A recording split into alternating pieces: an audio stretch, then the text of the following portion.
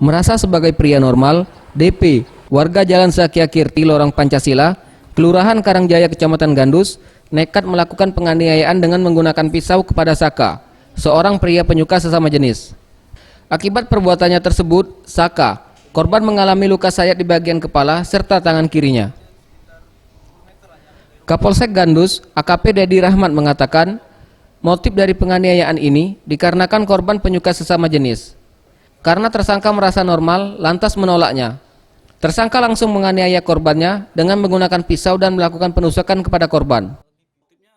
Diduga masih korban LGBT, melainkan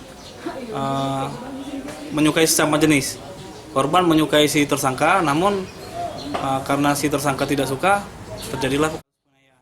Akibat ulahnya, pelaku dijerat pasal 351 dengan ancaman hukuman penjara minimal 5 tahun penjara. Parel Yusatria, Sriwijaya TV.